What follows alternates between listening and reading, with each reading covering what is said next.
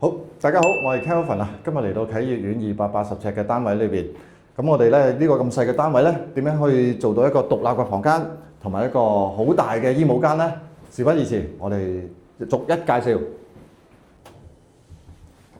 入到嚟咧門口咧，我哋見到一個獅子櫃，睇睇佢，我哋睇睇獅櫃有咩設計。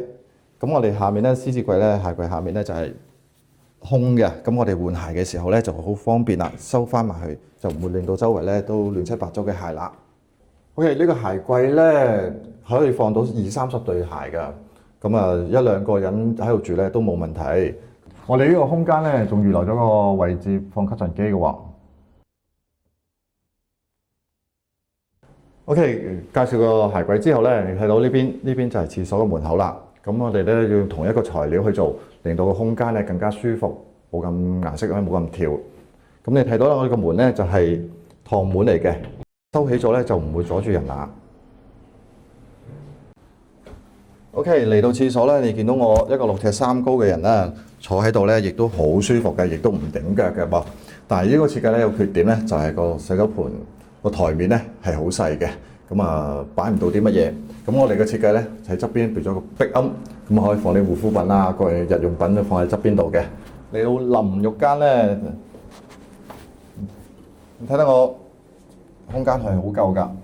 我咁壓榨嘅情況下咧，一轉身都好自在、好舒服嘅。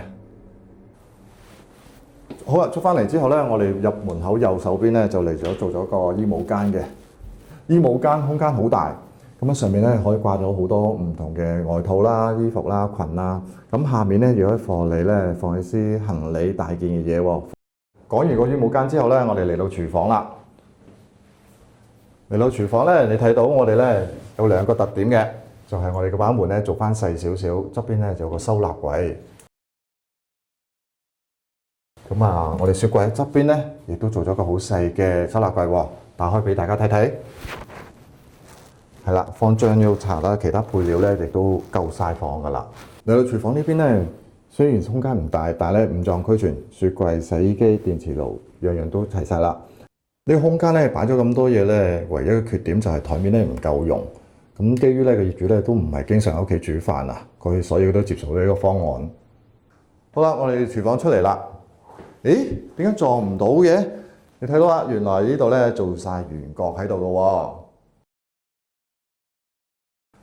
OK， 到我哋嘅一房啦。個一房設計咧，我哋用磨砂玻璃咧做咗個趟門，咁啊可以透光啦。見到個客廳咧都唔會咁暗嘅。嚟，我打開睇睇。